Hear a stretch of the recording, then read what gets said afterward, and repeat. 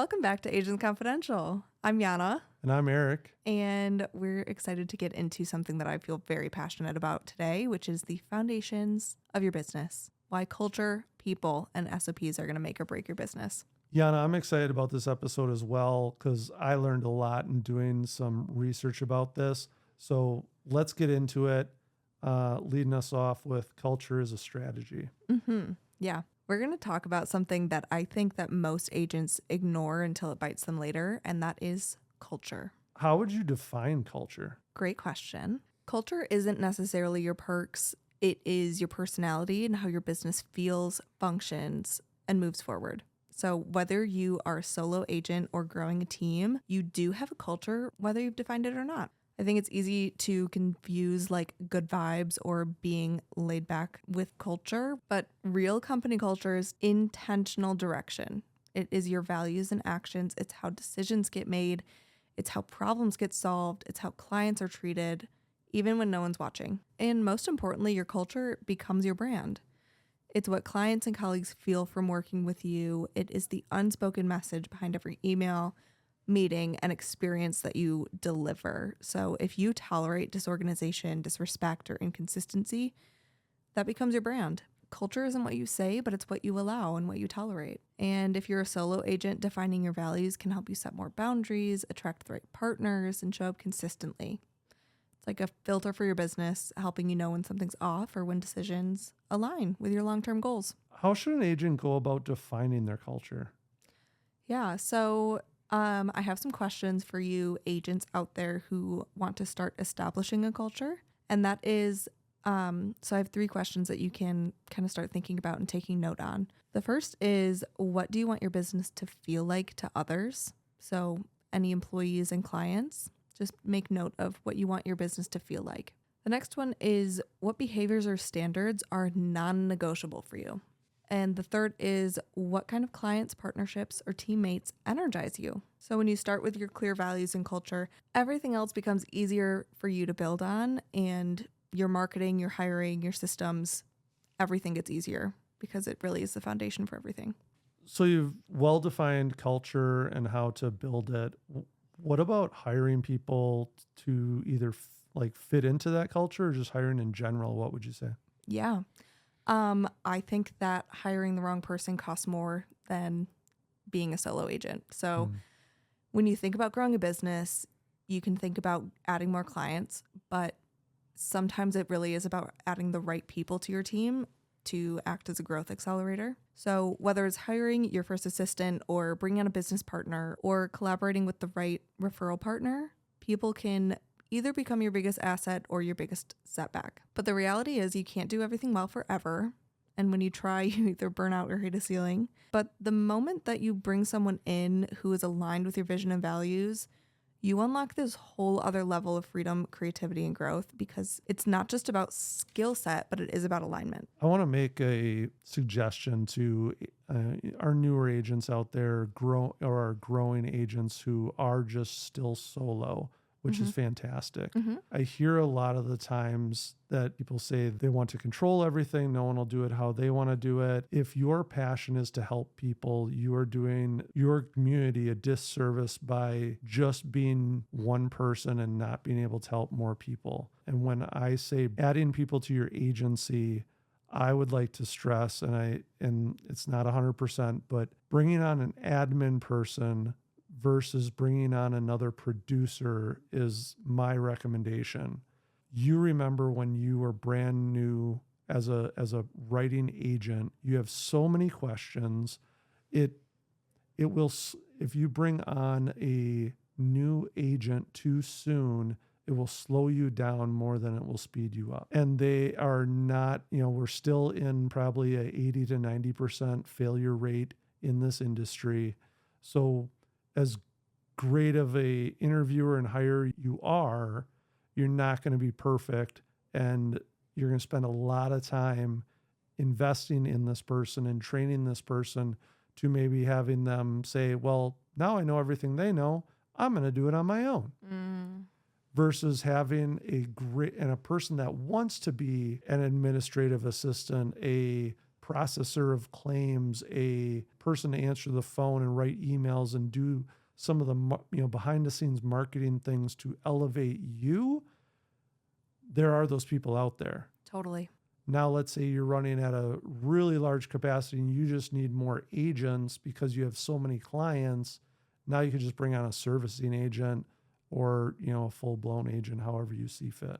Yeah, I like that too, because like we have some qualities here about what makes the right person for you. And the first bullet point here is frees you up to focus on your zone of genius. So if you are an agent and you're really good with client facing, but it's the admin work that's bogging you down, hire that out. And what do we say? Test before commit? I say hire slow, fire fast.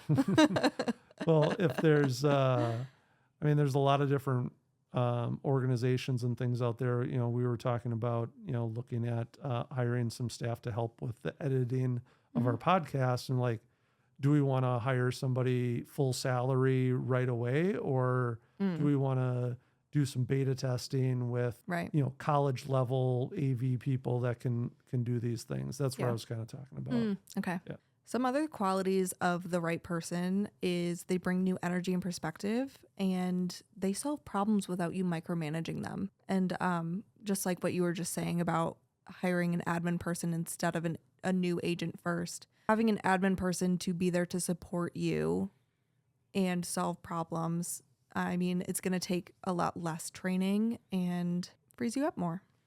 Yeah, and I'd give a quantitative thing. I've talked to a lot of industry professionals. You shouldn't be looking to bring on another agent until minimum you have 500 clients yourself. I could see that. You have to have ran the race, played the game, and had some sign of success before you're going to show somebody else how to do it. Totally agree. Yeah. What are some qualities or things we need to look out for about hiring the wrong person? So the wrong person is going to drain your time and your energy. They're going to add confusion instead of clarity, and they're going to force you to redo or over-explain everything. So whenever you bring someone on that's new, you're going to have training periods, and they're going to make mistakes. But if it's something that you have to redo consistently after you've explained it to them, or have to over-explain everything constantly or over-explain the same thing more than once, then you might have hired the wrong person. Even if you're not hiring yet, think about the people that you work with. So your upline, your referral partners, your clients. The more you protect your energy and align with the right people, the more your business is going to grow in a healthy way. Okay, I see SOP here on our notes. For anyone that doesn't know, what is an SOP and why is it important? Yes. So an SOP stands for Standard Operating Procedure, and it's not just corporate jargon. SOPs are your playbook for how your business runs. They keep things consistent, repeatable, and scalable, and they're going to let you step away without things falling apart. They make it easier to train, delegate, and grow. If there's one hill that I'm going to die on, it's this. Your business cannot scale without SOPs. You can have the best branding, the most loyal clients, and an amazing team, but without clear systems, it all falls apart or stalls at the very least. So think about SOPs as cloning your best self. Someone can easily follow your process and still deliver your standard of excellence. Awesome. So let's say there's a new agent listening. Where should they start? If you are not sure where to start, here's a really simple SOP starter method. So it's just 3 questions to ask yourself whenever you do a task. And for this example, I'll do scheduling a client appointment. So first question, what is the task? So example I think I know the answer to this one. Do you want to say It's it? scheduling a client appointment. Yeah. Oh, I got that one. Put me down for 1. Got that one right. A+. So the first one, what's the task? Define that. The second one is how do you do it? So step by step with tools used. And the third one is what does success look like? So for an example, it's client is booked and confirmed within 24 hours.